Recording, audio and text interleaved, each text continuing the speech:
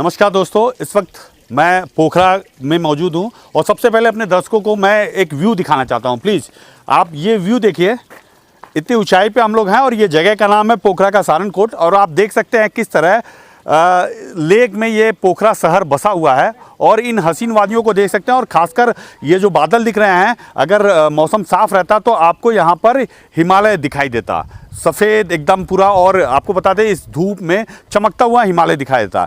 मैं किस लिए आपको इन सब चीज़ों को दिखाने की कोशिश कर रहा हूँ, उसके पीछे एक बहुत बड़ा कारण यह है कि भारतीय जो लोग हैं वो घूमने के शौकीन रहते हैं। खासकर जैसे आप देख सकते हैं, मैं खुद घूमने का बहुत शौकीन हूँ। भारत के साथ साथ नेपाल में भी यहाँ पर क्या अपनी फैमिली के साथ, कभी अकेले कभी दोस्तों के साथ आता रहता हूँ। तो बस इसके लिए मैंने ये वीडियो यहाँ पर शूट किया है और आपको एक ऐसे शख्स से मुलाकात करेंगे कि आप अगर नेपाल घूमना चाहते हैं और बिना किसी दिक्कत के, तो आप यहां पर उनसे संपर्क करें। और आपको मैं गारंटी दे सकता हूं कि आपको, चाहे वो पशुपतिनाथ हो, चाहे वो मुक्तिनाथ हो, चाहे वो पोखरा, काठमांडू, मनोकामना, कुछ भी हो, वो आपको पूरे ग्रुप के साथ, चाहे फैमिली के साथ, वो आपको एकदम घर की तरह ट्रीट करेंगे। ये बहुत पहले ये मुंबई में भी रह चुके हैं और यहाँ पर पोखरा में, काठमांडू में, मुक्तिनाथ में इनके होटल्स हैं। तो होटल व्यवसायी आप यहाँ पर बैठे हुए हैं और इनसे जानने की कोशिश करेंगे कि किस तरह का यहाँ पर फैसिलिटीज मिलेगा। प्लीज़ आप बैठ जाइए, आप आगे आइए। सबसे पहले आपका स्वागत है। धन्यवाद धन्यवाद। हम बस ये जानना चाहते हैं कि अगर कोई भारतीय पर्यटक नेपाल घूमना चाहता है तो वो यहाँ पर क्या क्या आपकी फैसिलिटीज़ है, क्या क्या आप दिखा सकते हैं, साथ ही साथ किस तरह का उनको फ़ायदा मिलेगा। खासकर चूँकि आप बहुत दिनों तक मुंबई में भी रहे हुए हैं, तो भारतीय लोगों से आपसे काफ़ी लगाव है, जुड़ाव है। और ये चूँकि हमारा आपका जो संबंध है, मुझे लगता है कि 10 साल हो गया, तो वो चीज़ मैं देख रहा हूँ। तो मैं चाहता हूँ कि हमारे जो टूरिस्ट हैं, जो भारतीय लोग हैं, उनको आप बताइए, क्योंकि होता क्या है ना कि जब भारत के लोग यहाँ आते हैं तो कई तरह की दिक्कतों का सामना करना पड़ता है। तो मैं चाहता हूँ कि वो आप बताइए प्लीज़। नमस्कार। मैं पहला तो धन्यवाद देना चाहूँगा जी न्यूज़ के हमारे संवाददाता अमित जी को, जो इतना समय बिजी होने के बाद भी उन्होंने समय दिया। आज पर्यटन दिवस के दिन में आज पोखरा आके पर्यटन दिवस को, नेपाल टूरिज्म को वो जो सक्सेस करने के कुछ मीडिया में जो दिखाना चाह रहे हैं, उसके लिए एकदम धन्यवाद। और हम चाहते हैं कि जो लोग इंडिया से आते हैं, ग्रुप में है, एफआईटीज है, जो भी है, उनको बॉर्डर से लेके, नेपाल बॉर्डर से लेके हम पैकेज भी करते हैं। हमारे होटल है, प्रत्येक मुक्तिनाथ क्षेत्र में हमारा होटल है। पोखरा में 3 होटल है हमारे, मजेरी रिसोर्ट, रॉयल पोखरा प्रिंस और होटल स्पोर्ट्स। और साथ साथ में काठमांडू में हमारा होटल है, गौशाला में, पशुपतिनाथ मंदिर के जस्ट सामने ही है। हर एक पर्यटन को हम क्या कहना चाहते हैं कि आप आइए, स्वागत है आपका नेपाल में। हाँ, और यहाँ पे कभी कभार क्या होता है, कुछ छोटी छोटी बात में थोड़ा सा लोग पर्यटन को ठगने की कोशिश करते हैं। उसमें भी हम ध्यान एकदम देते हैं कि कहीं किसी को तकलीफ ना हो, गाड़ी वाले को तकलीफ ना हो और लगायत का सर्विस में कभी तकलीफ ना हो। वो चीज़ में हम क्या करते हैं ना कि हम कभी भी रात दिन नहीं सोचते कि, हम सोचते हैं कि भाई पर्यटन को कभी भी तकलीफ नहीं होना चाहिए। हमारे तरफ से सर्विस में कभी भी रात दिन हमारे स्टाफ, हमारे भाई लोग लगे रहते हैं। कभी वो बीमार होते हैं, कभी कोई प्रॉब्लम होता है, कभी कभार किसी का डेथ भी होता है, तो भी हम ऐसा करते हैं कि उनका फैमिली से कनेक्टिंग करके उनका क्या करना है, दाह संस्कार यहाँ करना है या इंडिया में भेजना है, वो भी हम करते हैं। तो हमारे तरफ से हम हर एक पर्यटन को हम वेलकम करते हैं। नेपाल में आइए, मुक्तिनाथ क्षेत्र है जहाँ शालिग्राम उत्पन्न होता है, जहाँ कालीगंडी का मुहान है, दामोदर कुंड है, हम हर एक पैकेज करते हैं। आप अगर चाहेंगे इंडिया से, बनारस से, गोरखपुर से या बेंगलोर से या मुंबई से या गुजरात से, अगर आप कहते हैं कि भाई पैकेज करो, हम वहीं पे आपके घर के सामने से आपको, हम वहीं से गाड़ी लगा के आपको पैकेज, सेफ्टी सुरक्षा के साथ में बढ़िया खाना और रहने का व्यवस्था, सर्विस में नो कॉम्प्रोमाइज़। क्योंकि हम 2 रुपये लेते तो हम सोचते हैं कि पर्यटन को तकलीफ नहीं होना चाहिए। वो कोई भी क्या बोलते हैं कि कोई भी हालत में उनको तकलीफ परेशानी, या यहाँ के जो लुच्चे लफंगे भी रहते हैं, कभी कभी क्या होता है ना, काम करते हुए कुछ लोग बदमाश भी मिल जाते हैं रास्ते में, ठगने की कोशिश करते हैं।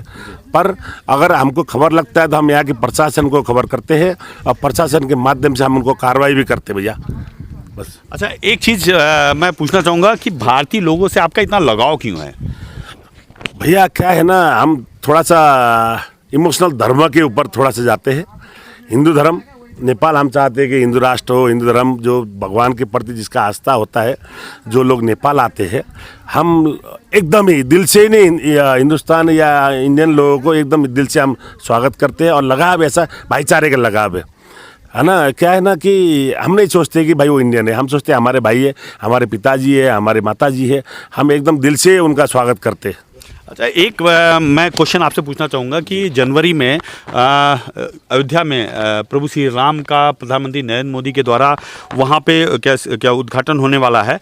उसके बाद जब ये क्या माता सीता जनकपुर में है, उसके बाद क्या देखते हैं कि आप किस तरह का जो भारत नेपाल का संबंध है, चूँकि प्रधानमंत्री नरेंद्र मोदी कई बार नेपाल आ चुके हैं, खासकर लुम्बिनी हुआ, मुक्तिनाथ हुआ, कई बार आ चुके हैं, तो क्या लगता है कि ये भारत नेपाल का जो संबंध है और मजबूत होगा, और जो इस तरह का जो वहाँ पे अयोध्या का जो भगवान श्री राम को लेके इतने दिनों से चला आ रहा था, वो चीज़ वो अब ख़त्म हो गया है, तो जनवरी में ये होने वाला है।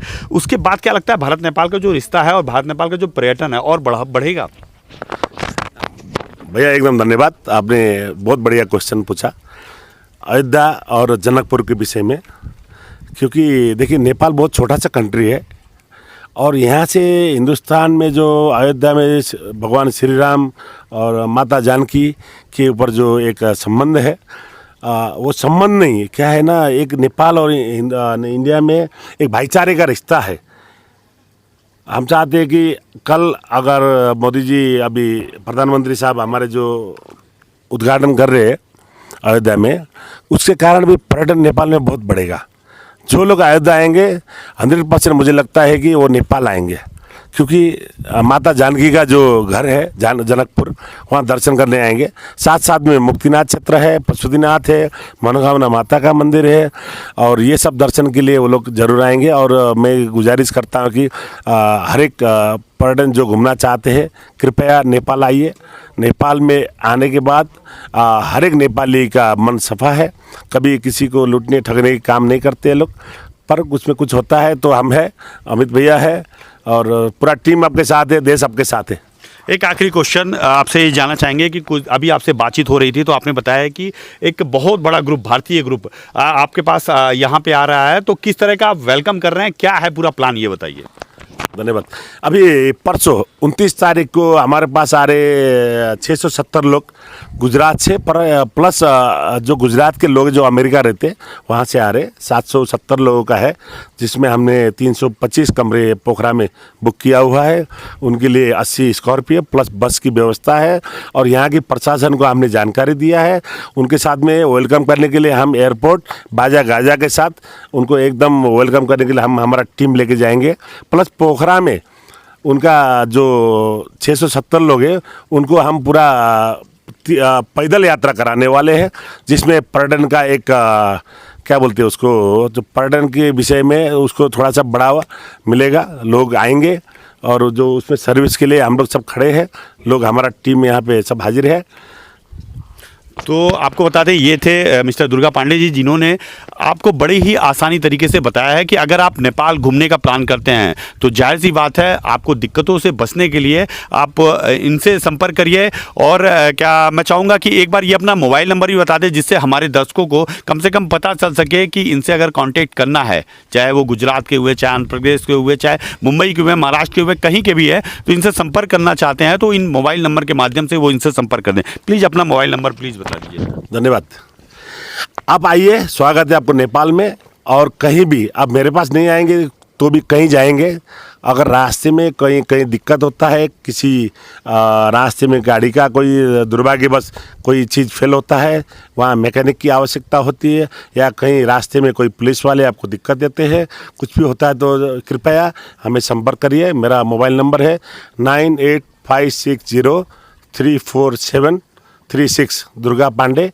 कृपया आप लोग एकदम, आप कहीं भी जाइए नेपाल आने के बाद, ठीक है, मेरे पास नहीं आएंगे नो प्रॉब्लम, पर आपका वेलकम, एकदम दिल से आपका स्वागत है। नेपाल आइए, यहाँ का लुप्त नेचुरल जो मज़ा है इसका आनंद लीजिए। धन्यवाद। तो देखा आपने किस तरह इन्होंने कहा है कि आप भले ही मेरे पास मत आइए, लेकिन कहीं भी आइए, अगर आप नेपाल आ रहे हैं घूमने के लिए, आपको किसी चीज़ की दिक्कत होती है तो प्लीज़ कांटेक्ट करिए, वो सभी समस्याओं को दूर करने की कोशिश करेंगे। तो मेरा सभी भारतीय पर्यटकों से ये रिक्वेस्ट है कि आप जब भी अगर घूमने का प्लान बनाते हैं और नेपाल आते हैं तो प्लीज़ आप कांटेक्ट करिए, एक बार इनको मौका दीजिए। और यकीन मानिए कि जिस तरह मैं पिछले 10 साल से इनसे संबंध और 10 साल से ये देख रहे हैं, जिस तरह जब भी हम अपनी फैमिली के साथ, दोस्तों के साथ आते हैं तो हर चीज़ ये व्यवस्था करते हैं। कोई भी दिक्कत होती है तो मैं नेपाल में मिस्टर दुर्गा पांडे जी को ही फ़ोन करता हूँ। आपसे भी निवेदन है, चूँकि ये काफ़ी अच्छा ये काम करते हैं, तो ये चीज़ मैं चाहूँगा कि जब भी आप प्लान करते हैं, चाहे वो गुजरात, किसी भी भारत के किसी भी प्रदेश के रहने वाले हैं, आप आइए तो बिल्कुल इनसे एक बार, आप कहीं भी ठहरिए, डजंट मैटर, उससे मतलब नहीं है। लेकिन अगर आप नेपाल आते हैं, आपको कोई दिक्कत होती है तो आप इनसे कांटेक्ट कर सकते हैं। अधिक जानकारी के लिए आप फिर मेरे फेसबुक पेज पे बने रहिए। फिर इसी तरह किसी वीडियो के माध्यम से आपको किसी जगह के बारे में बताने की कोशिश करूँगा। Thank you.